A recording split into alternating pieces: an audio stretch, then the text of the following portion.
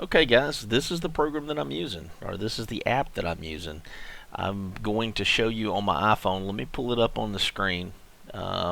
Basically, you're going to want to go to the App Store, and which, if you're using Android, it'll be Google Play. It's also available on there. And then you're going to type in a search for Map Rika, R-I-K-A, and search. And that's the app. It's basically used for a ski map, or for ski maps. I think is why they originally designed it. But I found the use for it, taking old 1800s and early 1900s maps, finding old home places, using it for Civil War battle maps, and that sort of thing. If you can get enough points of reference. But that's what I'm going to show you.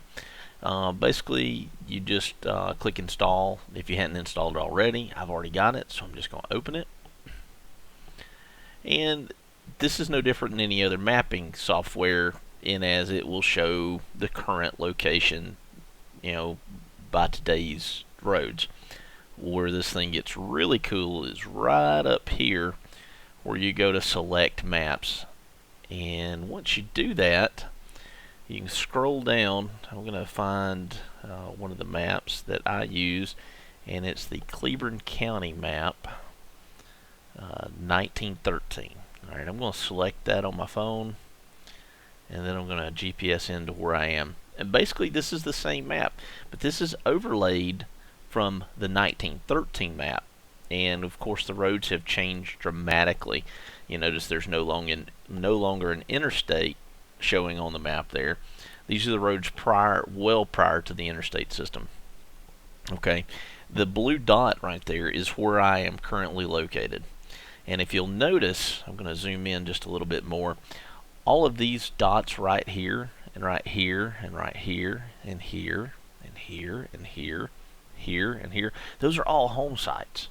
They were there in 1913, or probably in 1912 or so, when this map was actually created. And some of these home sites may have been 40, 50, 60 years old, 100 years old at that time. So you're able to kind of get a snapshot of what it looked like back then. I've got this open well marked here. You can mark things on your map as well, and I'll show you, and it will show you the details, and it'll actually show you the longitude and latitude. You see I marked open well there, but that's just something I do. Also, if you'll notice right down here, this road is the old road from the early 1800s. This goes through the property that we own. It's just a path through the woods now, but you can tell there was an old road there, but it actually crosses the river here. I've went to that crossing and I found gold button backs, old coins, and that sort of thing. Nobody would have ever thought to check before, but they had to cross the river some way, and that was the shallow place where they forded the river. So you can really get a lot from some of these old maps, and this is why I use this. And of course there's several other old maps. I do a lot of Battle of New Hope Church, and that's one of those maps. Of course that's in Dallas, Georgia. You can kind of get an idea where all the units were and how they moved. Believe it or not, they actually made very accurate maps back then.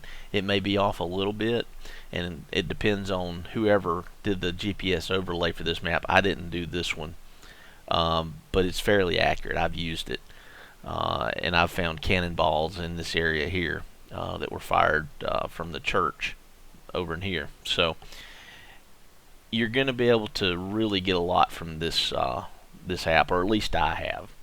But you ask now, what if there's not a map available in my area, or what if I have an old map that I want to use to get this information? How do I get it into my phone? Well, that's why I'm making this video. Not making this video just to show you this. I mean, that's fine, but if you want to actually make your own maps, keep watching, and we're going to show you some of that magic. And as you get better, you'll be able to make better maps, and you can really kind of pinpoint some of this stuff. But we'll be back as soon as I get that loaded up. Okay, now it's on to where you get the software to actually make your own maps. And you're going to go to maprika.com, And if you hadn't already got the app, you should have already probably. You can click there to go and get it for your Android, or there to get it for your iPhone or iPad. While you're at the website, you can see the available maps by going to the Google Map View or List View, and it'll show some of the maps in your area. You can check that out on your own. To make your own, you want to come over here to User Guide, make your own maps, and then make your own map on a Windows PC. They don't have it for Mac. I think you can make it on your phone. I've never tried that. I think you're going to be a little more limited and not as accurate. I prefer the PC. Anyway, just go there. You want to read all of this as far as like the sizes, converting any of your maps that you may find in PDF to JPEG. It'll give you kind of a way to do that, and it'll tell you what sizes it should be and that sort of thing. Pretty basic stuff. It's really not that complex. If your map's really high resolution or high, the large file size, you can reduce the size of it that way. You can read all that. But anyway, once you get the app installed, you're going to need to create an account. You can do that from inside the program, I believe. Let me pull that up for you. Alright, this is basically going to be your screen that you're going to see when you first open the software on your computer. Alright, now you'll go to to Server, and you'll have to have a login. Like I say, you'll be prompted, I believe, to create your login there. And once you're logged in, you can load your file up. And I've already saved a file, and you click here, and you go to, we're going to load this Mobile map. This map's from 1815. It's a very basic map, but it's something that we can do fairly easy. It's just a few streets and kind of give you an idea. Mobile, Alabama in 1815. Alright, now we're going to go to over here to this pane. This is the modern view. This is your GPS, your satellite, your map view, your satellite view. You also have the USGS and all of that you can reference. Alright, so let's go there to Mobile.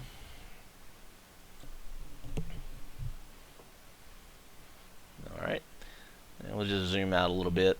And basically, we're going to want to try to find these streets. The only thing that I found that I do not like about the software, you cannot orient the map, this modern map, the same way as this map.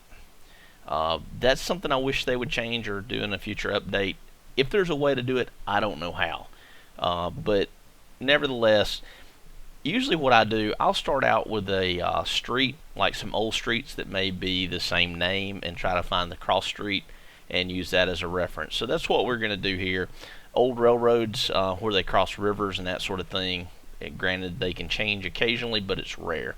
Those are also good points of reference. But let me show you what I'm talking about. Alright, basically we're going to find Royal Street right here. Okay, and this is Royal. Now it's called South Royal Street, which there's a North and a South Royal. But we want to find an intersection, and C-O-N-T-I, I guess that's Conti Street. We're going to find the intersection where Conti Street intersects with what used to be Royal Street, is now South Royal Street. So we're going to mark right here on the map, and then we're going to come over here and drag. I'm sorry, I should have done it the opposite way first. We will mark here first where we think the point is on the map, and then we're going to drag that over to the intersection of Royal and Conti Street. Royal and Conti Street on both places. That's going to be your first point of reference. You can make it anywhere, but find something that you really know, especially for your first street. Now we're going to work our way up Royal Street all the way to St. Michael Street, and we're going to do another point of reference in this intersection here of Royal and St. Michael. And what this does, this actually creates, I'm sorry, I passed St. Michael. There, we'll have that in the intersection. Because this map is not necessarily to scale, and it's a hand-drawn map, it doesn't matter, because the software makes the corrections between these 2 points so the GPS is correct. And if you'll watch, when I follow the street with this cursor on the right pane, the left pane follows pretty much with it. Now it'll deviate some. Again, that's because it's a hand-drawn map and the road may have changed a couple feet, one way or the other, but it's going to be close. Alright, so now what we'll do, we'll move on up and we'll go on up to, I guess, Conception Street. Looks like that's changed now. Okay. Conception runs this way. Alright, we'll find Conception and St. Michael. And that is Conception and St. Michael. We'll put the marker there. And then we'll move the marker to the intersection of Conception Street and St. Michael Street. And then as you can see, then when you move that way, you're going to have the streets correct. And then you'll notice St. Joseph Street is right there. And we're going to put a marker there as well.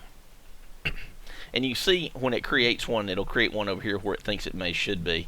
Just adjust it, and that's, like I say, that's the hand-drawn map being off just a little bit. But that will get you pretty close. Okay. Now we're gonna just come on over and let's see. We'll say we'll follow St. Michael Street, and I don't know the name, Jochim. I'm not sure how to pronounce that, but that street is there. And we'll make a marker there. And we'll align that one. And basically, you're just getting points of reference. And then Dolphin Street. So when we make the mark there, it should be really close. And it is. As soon as we made the mark on the old map, it found where it thinks it should be. And like I say, it's off just a little bit. You can go there. Now, one of the cool things is you can switch to satellite view and get an even more accurate depiction of where the street is. And you can see we're right in the middle of that intersection right there. And where I'm pointing, where the crosshairs are in red on the right pane, that's where I'm moving on the old map. So like I say, it's off just a little bit, but it's doing the error correction. And the more of these plots you get, the more accurate you're going to be with your map. So let's come over here. Let's get another marker, say, at Conception and Conti Street. We'll mark that there. And we'll switch back to map view because it's a little easier just to see the street names. And there's our intersection. Now, as you can see, the old town is starting, the markers are starting to fill out over here. And basically, this is the old Mobile. This was all there was to it in 1815. So you're kind of getting an idea of how the town, which way it grew as well. Now, you'll notice, you'll see residences marked over here. So somewhere in that area, there should have been an old residence in 1815. Now, if you're out metal detecting, I'm not sure what's here now, but we'll switch to the satellite view and we'll take a look at it. Alright, so right there, let me go back to it again. Right in there, there should have been a residence in 1815. Now, it looks like, I don't know, maybe an apartment building or something like that there now. But there's a little wooded area. If you can get permission to search that with your metal detector, you may turn up something. So that's a good clue. All right, we're going to make another couple marks of reference just to get our map very accurate. See St. Francis, I'm not sure if it's there anymore. Yep, there it is. All right, we're going to mark St. Francis and Conception Street, the intersection there. And the more, like I say, the more of these points of reference, the more accurate your map's going to be. All right, and then St. Joseph Street and St. Francis. We're going to make a mark there. And I guess we could mark. I don't really like to mark when you see it kind of going off the map. Sometimes you kind of can throw your map off if you do that. Let's see, St. Louis Street and Conception. We'll mark that though. Let's see, that's marker 10. Alright, and let's see. Alright, now what we have, all of these lots, if you'll look as my cursor moves across the old map on the left pane, you'll see these open lots. Well, these were along the river, and you can see the low tide mark or the high water mark and all that there. But these lots were open back then. And now if you look, Fort Charlotte apparently was right there. And we're going to put a marker right there. This is I'm not going to leave this though because we don't know exactly where it is. But they call it something else. It looks like it's a park now probably. Let's look at the satellite view and take a look at it. Yep, there was an old fort there. They call it Fort Condé, I guess. It's a welcome center. Anyway, this was an old fort. It was called Fort Charlotte in 1815. So, you know, anywhere you can metal detect in this area here, it looks like just an old abandoned field. I mean, I'm not sure what it is, but if you could get permission to metal detect there, being right next to that fort from 1815, you're probably going to find something. All right, we're going to delete that marker. Across the street, though, Montus Tavern, I'm going to say that's going to be a good spot to metal detect. We're not going to leave a marker there. We're just going to put it there. Well, it looks like where that tavern used to be, looks like there's a large science center there. So it's kind of unfortunate. But again, if you can metal detect that strip there, you're probably going to find something. You know, and let's see where the old Catholic graveyard is. I found this earlier. I found it kind of interesting. We're just going to mark it and go to it, see where it would be. And now it looks like, see, that's 11. It looks like that was the old graveyard, and now there's something. It's either there or that park. And there, according to this old map, if this is correct, and I think it is, this is a graveyard. On the right-hand column should be a graveyard. And I don't know if they moved the graves or what, but there you go. And then there should be that residence should be right about where those cars are on the right-hand screen from 1815. And let's see, there should be a pond. If you look at the left screen, Little Ravine Pond, we're going to mark that.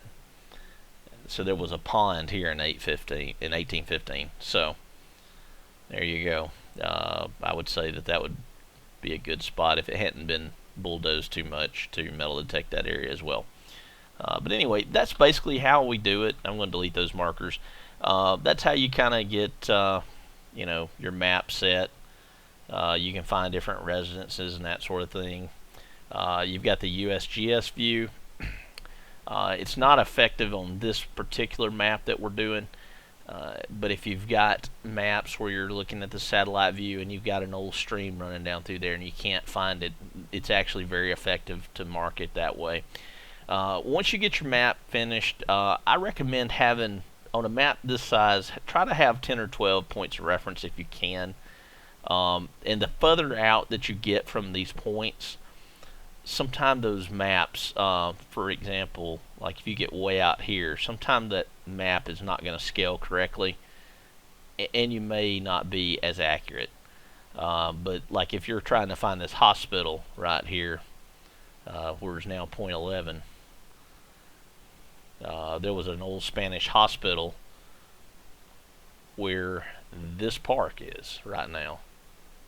So, and if you'll notice here on this map, it's marked Spanish Hospital. So you can find stuff, especially inside the markers. You're going to be a lot more accurate, but when you get outside, that's when you've got to take that into consideration. To upload this map, you're going to go to server, and then you'll upload it, and then update on the server. I must specify a name. We're going to call it Mobile 1815. And same thing on description. Keywords Mobile Alabama.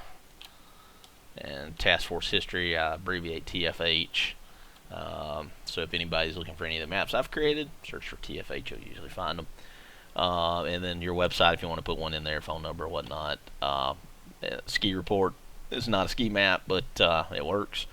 Now, you can click that as active, pending, or delete, of course, or hold. Sometimes I'll put stuff on hold. If I'm correcting a map, I'll upload it to the server so it's there. Nobody else can see it, but you can upload it. But if you leave it set to active, everybody else that's on this, that has this software, will be able to see it. So note that, if you've got a super secret spot and you put it up on the server, people can see it. So what you can do, you can upload it to the server, download it on your iPhone or or your Android, and then go back in after you got it on your phone, put it on hold, and click OK, and that will then make it where nobody else can see it. Well, I'm going to go ahead and publish this one. I don't hunt Mobile. If there's anybody down there that it helps, great. If not, sorry. Anyway, updated that map.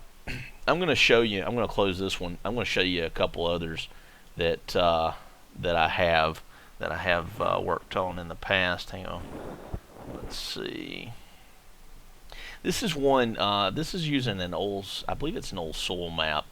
And what's really cool, this is the Oxford, Alabama, Talladega, around that line, around Talladega, Calhoun County line. There's Anniston, Alabama. You can zoom in here. And if you'll notice, I put 100, so far I've got 177 points of reference. And you'll see all those points of reference. This map covers a lot of area, all the way up modern day I-20 from about the Talladega racetrack all the way up to almost the state line, the Georgia-Alabama line. And you can see the areas I focused on. Now this map actually covers on up towards the Jacksonville area, way north on this map. I don't hunt a lot up there, so I haven't marked these points. These are the areas I hunt more, so I tend to put a lot more markers in there to get the accuracy up. But what I'm going to show you basically, heck, I moved that a little bit, so that's going to throw me off. But I will find these rail lines, especially the rail lines that are still there. Like let's say 21, for example, marker 21. We're going to zoom in on that. And this map is from 1898. So this rail line, of course it's slightly off a little bit, but sometimes the satellite view and the map view is slightly off. But if you will look at that rail bridge right there crossing that river. Let me move that marker right there in the middle of it. Alright, now look at this map from 1898 in the left-hand column right here. See where it crosses, it crosses Choccolocco Creek instead of a river. This is Choccolocco Creek. That's your rail line. So if you find those old rail lines, if they haven't moved, and you find a river, chances are really good that that's the same crossing, or at least within a few feet. And it is close enough. I joke it's close enough for government work. So it'll get you a really close GPS reference. And the same way with all the others as well. But you'll go through there. The same with streets. Some of the roads will change a little bit, and you'll see that on here. But then once you have enough points of reference that you know are correct, you'll actually be able to start following this rail line right here on the modern day map. And I'm going to do that now. Let me zoom out a little bit so you can follow it. Now as I follow this rail line in the right hand pane with my mouse, if you'll notice on the left hand pane, the target icon also follows the old map.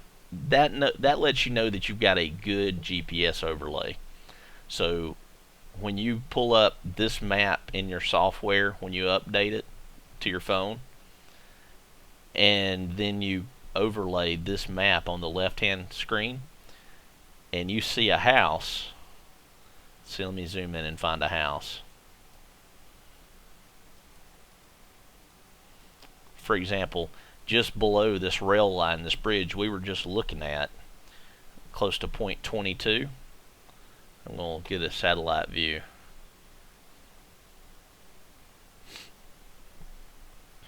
Right about here, somewhere right in here, there was an old home in 1898. Now it's gone now. It looks like it's probably been farmed some, or at least bulldozed, but you'd be surprised. You get over in there, looks like there's nothing there, but there is. Also, if you'll notice on up here, sometimes there'll be old creeks that are kind of dried, or you can't really see them that well. That should be an old creek. If you'll notice in the 1898 map in the left. All right, come over here to USGS and look. See if it. I don't know if it'll show up or not, but there you go. There it is, right there. Now these USGSs sometimes will be just a little bit off, but it'll get you close. If you need a point of reference, you can't find any others, switch over to that view, and you can find a reference there, like where it crosses the railroad right there. If you'll look in the left column, it's off just a little bit, but it's close. It's close enough it's going to get you on top of a house if you need to find one. So anyway, that's that map, and that's how I find a lot of these old houses. And as you can see, now this is time consuming, especially if you want to do a large area and you want to have it very accurate. The more points of reference that you know 100% are correct, then the better that map's going to be, and the more accurate. Now you're going to be able to walk almost right to stuff. It's really cool. All right, I'm going to go ahead and close this one out. I'm not going to save it because I made some changes. I'm going to open up one last map, and I want to show you the advantages of this. This is the Battle of New Hope Church from 1864. Civil War is a Confederate victory. The original New Hope Church is point 1 here. Now, this is not the original church. This church was rebuilt. I'm not sure. I think it was somewhere over in here possibly, or maybe up in here. I'm not sure exactly, but it's close. It got me started. And so, knowing that, I also found other points of reference. For example, this creek right here, because I was really struggling. As you can tell, this map is not exactly like the old map. So I come over here and point 6. I think I actually used the USGS on it. I found this creek, and then I matched it on the left side in the left map in the old military map with the creek there. Now, like I say, it's going to be off a little bit, but it's going to get you close. All right, let's go back to satellite view, and then this old church, Mount Tabor Church, point number 4 of reference points. Click on that. Let's go to that one and take a look. Look right there. Oddly enough, Mount Tabor Church Road. And if you'll zoom in right here, look at that. There's a church there. Is that the original church? I don't know. I haven't been there. But I'm going to say it's probably right on the same spot of land. If it's not the original church, it may be the original church. If you want to get really in depth into it, sometime, especially these military maps, will also have these houses like farms, like the Benson house or farm will be marked on there. If you want to go out and do some research and dig up some old records, you can really zero it in and then mark if that house is still standing. Mark that house, and then mark the house on the satellite view, and you can really tune it in and get really accurate. But what I want to show you now is some of these battle lines, which is really cool. Let's go back to New Hope Church. All right, we know from reading the reports, basically the Confederates had battle lines all through the cemetery and through here. Now I'm going to zoom out on the map here. Watch as I move my cursor on the military map. I want you to watch over on the satellite view. Watch what happens as I follow that red line. Now again, that's not exact, but if you'll notice right in there, I mean, we can pretty much follow their line.